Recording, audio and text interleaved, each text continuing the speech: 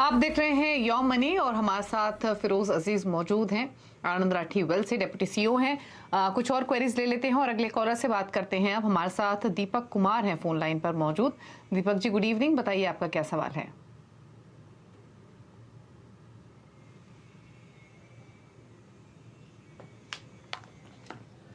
चलिए माफ कीजिए, फोन लाइन पर नहीं है, ईमेल के थ्रू इन्होंने ये सवाल भेजा है। 28 साल इनकी उम्र है, 6,500 की एसआईपी कर रहे हैं, 2,000 की एसआईपी और ऐड करना चाहते हैं और 15 ईयर्स में कितना एक्यूमुलेट कर लेंगे, ये भी इनका क्वेश्चन है।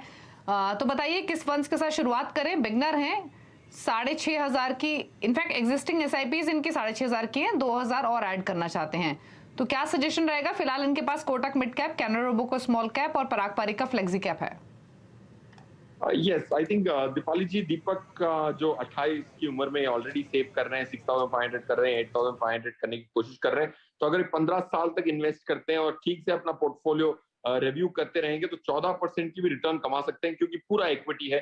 11-12 निफ्टी ने दिया, 2% एक्स्ट्रा फंड मैनेजर दिया, तो अगर 14 की रिटर्न होती है तो ये 50 लाख रुपए 15 सालों में इकट्ठा कर पाएंगे 8,500 रुपए की एसआईपी पे 14% की रिटर्न पे। पॉइंट 1। पॉइंट 2, क्योंकि इनका अभी अमाउंट बढ़ाने का गुंजाइश है, तो पॉइंट 1 इज एक लार्ज कैप, एक फ्लेक्सी कैप, एक फोकस, एक मिड कैप और एक कॉन्ट्रा फंड। ये 5 फंड रेकमेंड करूंगा। ऑफ कोर्स इसमें से आपके पास सिर्फ 2,000 करंटली एक्स्ट्रा है, तो ये 5 स्कीम लिख लें। इनको हमने अगले 2 साल के पर्सपेक्टिव से चेक किया है, तो ये अच्छी स्कीम्स हैं।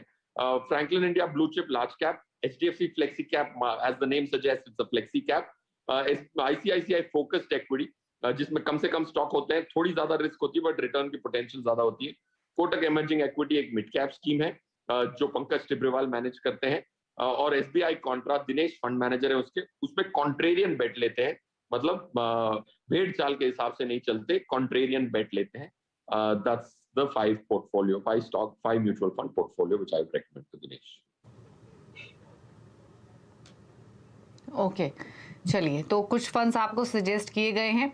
आइडियल पोर्टफोलियो आपके लिए होना चाहिए जिसमें आप Franklin India blue chip, HDFC flexi cap, ICICI pru focused equity, Kotak emerging equity और एसबीआई कॉन्ट्रा रख सकते हैं। 50 लाख की राशि आप एक्यूमुलेट कर लेंगे इस इन्वेस्टमेंट से इन 15 ईयर्स। एक और सवाल लेंगे, सुनील शर्मा ने ईमेल के थ्रू भेजा है। 41,500 की इनकी एग्जिस्टिंग एसआईपीज हैं और इन्होंने लगभग 26.5 लाख का लमसम इन्वेस्टमेंट किया हुआ है। 7 साल में इनका रिटायरमेंट है, तब तक इनको 3 करोड़ चाहिए। पोर्टफोलियो कैसा है, किन किन फंड से निकलना है, किन में कंटिन्यू करना है, ये जानना चाहते हैं। तो बताइए क्या स्ट्रैटेजी होनी चाहिए इनकी। इनकी लमसम इन्वेस्टमेंट्स भी हैं आपके पास फिरोज जी, और अच्छी बात यह है बहुत क्लटर्ड पोर्टफोलियो नहीं है इनका। 4 फंड्स चुने हैं, उसमें इनकी एसआईपीज हैं। सजेशंस इनके लिए। सुनील जी की जो लमसम इन्वेस्टमेंट्स को अगर हम टोटल करते हैं तो टोटल आता है 26,62,000 का, और इनकी जो एसआईपीज को अगर हम टोटल करते हैं तो 4 ही स्कीम्स है, एक्चुअली थोड़ी सी ज्यादा स्कीम्स हैं दीपाली जी, 5 या 6 स्कीम्स हैं। इनको अपने 3 करोड़ के लक्ष्य के लिए 1.65 लाख की एसआईपी की जरूरत पड़ेगी, तब जाके 14% की रिटर्न पे अगले 7 साल का ही समय है इनके पास, तो 3 करोड़ रुपया इकट्ठा हो सकता है। इनके जो स्कीम्स एग्जिट करने हैं, बैलेंस्ड एडवांटेज फंड आईसीआईसीआई का जो है उसको एग्जिट करना है, निपॉन इंडिया बैलेंस्ड एडवांटेज को एग्जिट करना है, Tata digital, UTI flexi cap fund, ये 4 फंड को इनको एग्जिट करना है सुनील जी को, क्योंकि इसमें से 2 तो बैलेंस फंड्स हैं, डेट और इक्विटी को सेपरेट रखना अच्छी रणनीति होगी लॉन्ग टर्म इन्वेस्टिंग के लिए। एक सेक्टर फंड है टाटा डिजिटल, मेरे हिसाब से वो अच्छा फंड नहीं है। यूटीआई फ्लेक्सी कैप एक बेहतरीन फंड नहीं है। Of course battery fund CIO है यूटीआई के, वो काफी अच्छे हैं, but I think this specific fund I would certainly give an exit call on. Okay, तो आपके लिए जो सजेशंस हैं आप उनको नोट कर लीजिए। आप HDFC top 100, ICICI pru blue chip, Mirae asset large cap और निपॉन इंडिया फ्लेक्सी कैप में इन्वेस्टमेंट्स कर सकते हैं, और साथ ही साथ कुछ फंड्स हैं जिनसे आप एग्जिट भी कर सकते हैं। कुछ नए फंड्स आपको फिरोज जी ने सजेस्ट भी किए हैं, जिसमें HDFC flexi cap, SBI contra, Kotak emerging equity, Invesco India multi cap, Canara robo flexi cap और एसबीआई फोकस्ड इक्विटी हैं। तो इन फंड्स के साथ आप कंटिन्यू कीजिए, यही आपके लिए सजेशंस हैं। कुछ और अगर आप जानना चाहें तो अपना क्वेश्चन फिर से भेज सकते हैं, लेकिन चलिए फिरोज जी के टॉप 4 फंड्स पूछ लेते हैं। कौन से पिक किए हैं उन्होंने आज हमारे व्यूअर्स के लिए, जो बेसिकली पोर्टफोलियो क्रिएट करना चाहते हैं, बिगनर है। बताइए फिरोज जी।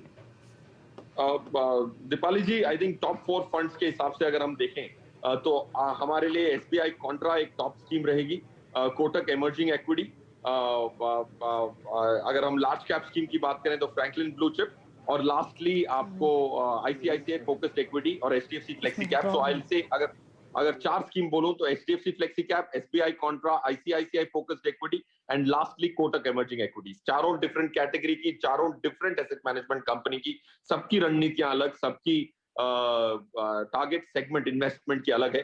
तो ये बड़ी कॉम्प्लीमेंट्री पोर्टफोलियो बन सकती है to generate 2% more than Nifty per annum. Okay चलिए, तो SBI contra fund, HDFC flexi cap fund, ICICI pru focused, Kotak emerging equity, ये 4 फंड्स हैं। और हमेशा ध्यान रखें जब भी आप म्यूचुअल फंड पोर्टफोलियो क्रिएट करें, योर मनी जैसे शोज तो हैं ही आपकी मदद करने के लिए, लेकिन बार बार हमारे तमाम एक्सपर्ट्स यही सजेशन देते हैं कि बहुत ज़्यादा क्लटर्ड आपको करने की ज़रूरत नहीं है। म्यूचुअल फंड्स के साथ सेलेक्टिव, अच्छी क्वालिटी और डाइवर्सिफाइड फंड्स के साथ अपना पोर्टफोलियो बनाइए। ज़रूरी नहीं है कि ज़्यादा फंड्स आप रखेंगे तो ज़्यादा रिटर्न आप कमा पाएंगे। चलिए, शो को समेटने का वक्त है। फिरोज जी, कोई क्लोजिंग कॉमेंट आपकी ओर से? दीपाली जी, मैं आपके इस बात से कितना सहमत हूं और कितनी सटीक सलाह आपने दी है कि कंसोलिडेटेड रखें, ज्यादा इधर उधर ना करें, फोकस रखें तो पैसा बनता है। जी, thank you so much show में आने के लिए, हमारे व्यूअर्स की हेल्प करने के लिए, उनके पोर्टफोलियो को संवारने में। Thank you. और इसी के साथ योर मनी में तो इतना ही, लेकिन खबरें लगातार जारी हैं सीएनबीसी आवाज पर, ब्रेक के उस पार भी। नमस्कार।